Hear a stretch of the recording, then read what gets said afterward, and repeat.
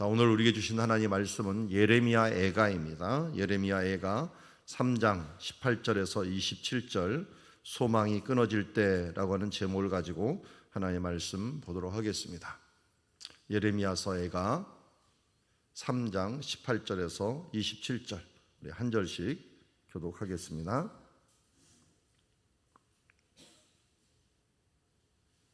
3장 18절에서 26절까지만 봅니다. 스스로 이르기를 나의 힘과 여호와께 대한 내 소망이 끊어졌다 하였도다. 내 고초와 재난 곧 쑥과 담즙을 기억하소서. 내 마음이 그것을 기억하고 내가 낙심이 되오나 이것을 내가 내 마음에 담아두었더니 그것이 오히려 나의 소망이 되었사오문. 여호와의 인자와 긍휼이 무궁하심으로 우리가 진멸되지 아니함이니이다. 이것들이 아침마다 새로우니 주의 성실하심이 크시도소이다. 그러므로 내 심령에 이르기를 여호와는 나의 기업이시니 그러므로 내가 그를 바라리라 하도다. 기다리는 자들에게나 구하는 영혼들에게 여호와는 선하시도다. 사람이 같이 읽습니다. 사람이 여호와의 구원을 바라고 잠잠히 기다림이 좋도다. 아멘.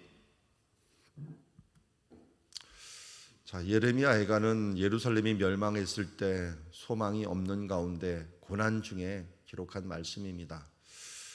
그 기록에 대한 부분들을 잘 보면 고난 중에서도 자기의 감정 때문에 또 하나님의 그 뜻을 놓치지 않기 위해서 굉장히 노력한 부분들을 보게 됩니다.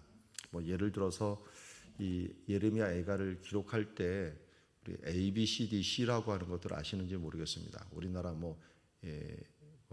가나다라 송이라고 할 수가 있나요? 그런 노래처럼 1절은 가, 2절은 나, 3절은 다 이런 식으로 그 운율에 맞춰 갖고 이것을 쓰려고 노력을 했습니다. 왜냐하면 너무 슬프다 보면은 어떤 이성을 잃어버려 갖고 감성적으로만 쓸 수가 있기 때문에 그것을 맞춰주느라고 일부러 더 힘들면 힘들수록 규칙을 지켜주는 그런 모습이 예레미야 애가라고 할 수가 있습니다. 그렇지만 슬픈 건 어떻게 할 수가 없습니다. 예레미야 애가 3장 18절에 보면 스스로 이르기를 나의 힘과 여호와에 대한 내 소망이 끊어졌도다. 성전이 무너지고 예루살렘이 무너지고 이스라엘이 다 망가져 버리는 이 가운데 나의 힘과 내 소망이 하나님께 있었는데 하나님이 함께 하셨던 그 성전이 무너진 것입니다. 그래서 19절에 이렇게 얘기합니다. 내 고초와 재난, 곧 쑥과 담즙을 기억하소서. 우리는 우리의 소망, 우리의 힘 대신 하나님, 그리고 그것이 내 생명이라고 생각하기도 합니다. 그런데 이 내 고초와 내 재난, 이 부분들의 가장 큰 어려움을 받은 분은 당연히 예수님이시죠.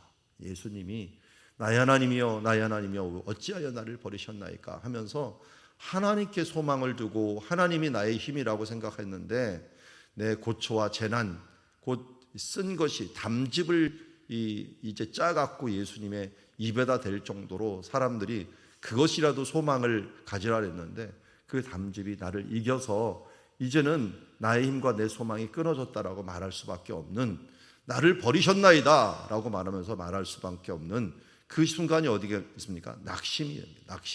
낙심되는 순간이, 내 마음이 그것을 기억하고 내가 낙심되었다. 그것을 내 마음에 담아둘 수밖에 없었는데, 그런데 그것이 오히려 나의 소망이 되었다라고 하면서 또 소망으로 나갑니다.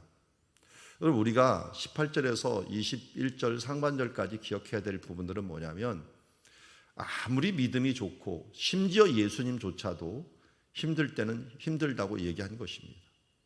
그때는 나의 힘과 내 소망이 끊어졌다.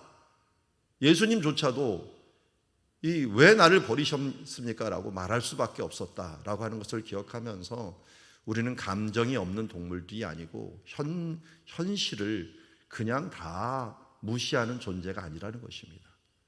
그것이 있을 수밖에 없음을 우리는 기억해야 됩니다. 성경을 잘 보면 하나님이 언약을 주십니다. 약속을 주십니다. 그리고 우리에게 합력하여 선을 이루겠노라고 말씀하시기도 하고 우리를 통하여 가장 선하게 인도하신다고 얘기하고 있습니다. 그런데 하나님이 가장 선하게 우리를 인도하신다고 하면서도 우리에게 고난을 주시지 않는다는 말을 안 하십니다. 차라리 내 자손이 많은 해와 별들과 같고 바다의 모래와 같이 번성할 것이다. 그렇지만 아브라함에게 뭐라고 얘기합니까? 그러나 내 자손이 400년 동안 나그네가 되어서 고생하고 올 것이다 라고 말하는 것을 보면은 하나님은 언약을 주시지만 언약과 함께 대부분은 고통을 주십니다. 고난을 주십니다. 이것이 하나님께서 우리를 훈련하는 시간이고 이것이 낙심이 될 수밖에 없는 상황이지만 우리가 이 가운데서도 고난 가운데서도 이 환난 가운데서도 소망을 가지기를 원하고 계시고 그것을 이기고 훈련 중에 이기고 나가기를 원하시는 하나님의 모습을 봅니다. 그래서 3장 22절에 보면 22절, 23절 우리가 유명한 절이 나오죠. 왜 우리가 소망을 가질 수 있는가 하는 것들의 근거가 나옵니다. 22절, 23절 우리 같이 한번 읽어볼까요? 제자훈련에서 다 외웠던 말씀인데요. 같이 읽어봅시다. 시작. 여호와의 인자와 긍휼이 무궁하심으로 우리가 진멸되지 아니함이니이다. 이것들이 아침마다 새로우니 주의 성실하심이 크시도소이다. 아멘. 우리가 왜 소망을 둘 수 있어요? 하나님의 헤세드, 하나님의 인자하심, 그리고 하나님의 긍휼, 우리 가버 나훔이라고 하는 말, 나훔이라는 말이 어떻게 보면은 이 긍휼, 자비 이런 부분들을 얘기하는데요.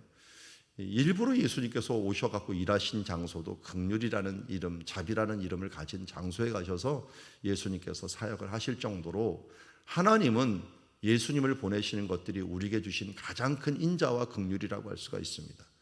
이것이 그냥 순간에만 있는 게 아니라 무궁하십니다.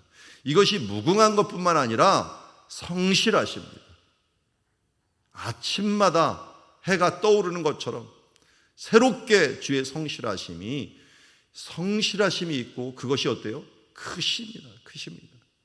그냥 하나님의 인자와 긍휼이 우리를 감싸 안음으로 말미암아 우리가 소망이 끊어졌다고 하는 순간 진짜 우리 이 앞에 있는 나의 힘이 이제 끊어졌다라고 하고 고초와 재난과 쑥과 담즙이 내 가운데 이 덮쳐오고 나를 다 무너뜨리는 것처럼 낙심이 되지만 내가 소망이 있는 것은 하나님의 인자와 긍휼을 믿기 때문에 그렇습니다.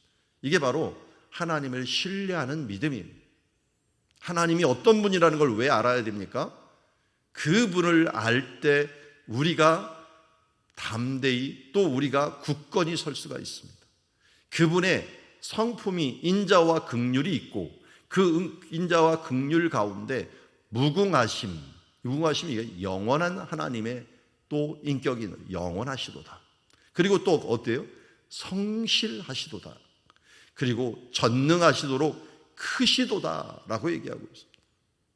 이런 하나님, 우리의 어떤 상황에서도 하나님의 무궁하심과 성실하심과 이 크신 전능의 능력이 우리에게 새롭게 인자와 긍휼을 제공해 주시기 때문에 우리는 어떤 고난에도 쓰러지지 아니하고 진멸되지 아니하는 이 모습을 예리면은 믿게 되었던 것입니다. 오늘도 그 믿음이 우리의 믿음이 되기를 원합니다. 우리의 상황들이 어떤 상황이 되든지 우리는 진멸되지 않는다. 왜냐하면 하나님이 인자와 긍휼이 나를 감싸 안기 때문입니다. 그분의 크신 전능하심과 영원하심과 성실하심이 나를 감싸 안기 때문이라는 것을 잊지 않기를 원합니다. 두 번째, 우리가 하나님을 붙들어야 될 인품이 있습니다. 성품이 있는데 그것이 내 심령에 이르기를 여호와는 나의 기업이니 그러므로 내가 그를 바라리로다. 기다리는 자들에게나 구하는 영혼에게 여호와는 선하시도다. 하나님의 인자하심과 선하심을 매개하죠. 하나님은 합력해서 선을 이루시고 이 선하자 토부라고 하는 말을 하는데 하나님이 천지 창조할 때마다 외치는 말이 뭡니까? 보시기에 좋았더라. 좋았더라고 하는 게 선하다는 뜻이에요. 그 하나님은 모든 것을 선하게 만드시고 그 결과들을 선하게 만드신 분입니다. 그러기에 우리는 하나님의 선하심을 믿기에 또 우리는 어떤 존재인가? 하나님의 기업이라는 존재임을 믿기에 하나님을 바랍니다. 그래서 이게 정체성의 싸움이라고 할 수가 있어요. 우리는 어떤 존재인가? 하나님은 어떤 분인가? 하는 것을 아는 것에 따라서 우리가 어떤 태도를 지니고 살아야 되는가 하는 부분들을 이야기하고 있습니다. 그분이 이 인자와 긍휼이 있고 무궁하시고 성실하시고 크신 분이시기에 또 우리는 어떤 존재인가? 나는 여호와의 기업이기에 어떻게 우리가 살아야 돼요? 하나님의 선하심을 생각하면서 그분을 바라야 됩니다. 26절에 사람이 여호와의 구원을 바라고 잠잠히 기다림이 좋도다. 우리가 해야 될 일들이 뭐냐? 하나님의 구원을 바라고 인내함으로 끝까지 괜히 수선스럽게 굴지 말고 잠잠히 하나님을 기다리고 인내함이 좋도다. 우리 지난주 말씀에도 마찬가지예요. 고난 중에 인내 자의 본을 따르라고 했죠. 그래서 선지자들의 본을 삼으라고 얘기했습니다. 그 중에 이사야, 예레미야, 우리야, 예스겔, 호세야, 바울도 있지만 우리가 인내 그러면 어떤 사람이에요? 욥이죠. 잠잠히 여호와를 바라며 그분의 구원을 바라보았던 사람. 욥은 우리에게 어떤 교훈을 주었습니까? 주신 결말을 보여주었습니다. 그의 소유를 갑절이나 주셨고 아들과 딸들 더 훌륭한 주의 자손을 주셨고 욥이 140년을 살면서 증손자까지 보면서 살아가는 삶들을 결론적으로 보였기에 우리가 욥의 인내를 보면서 가장 자비하시고 긍휼히 여기시는 하나님을 바랄 것을 요청하는 것이 우리 어떻게 보면 야고보서의 마지막이라고 할 수 있는 부분이라고 할 수 있습니다. 우리는 소망이 끊어질 상황들이 많이 우리에게 일어나고 또 접하게 됩니다. 그럴 때 우리는 오늘 말씀을 통해서 몇 가지를 기억했으면 좋겠습니다. 첫 번째로 재난과 고난 중에서는 우리의 낙심이 항상 찾아오곤 한다. 이것까지 무시하면 인간이 아닙니다. 예수님이 육신에 있을 동안도 낙심이 되곤 합니다. 이 감정까지 무시하지 말고, 그러나 이 어렵고 힘든 것들은 어떻게 보면은 우리의 정체성을 다시 기억하라고 하는 것입니다. 하나님은 어떤 분입니까? 인자하십니다. 긍휼이 크신 분입니다. 그래서 그분의 무궁하심과 성실하심과 전능하심을 기억하면서 우리가 그분의 소망을 두며 살아가야 합니다. 우리가 진멸되지 않는다.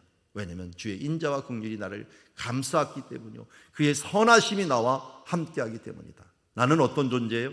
나는 여호와의 기업이다, 하나님의 자녀이다 하는 것을 잊지 않고 하나님께서 반드시 여호와의 기업을 세울 것이라는 소망을 가지고 우리는 어떻게 살아야 돼요?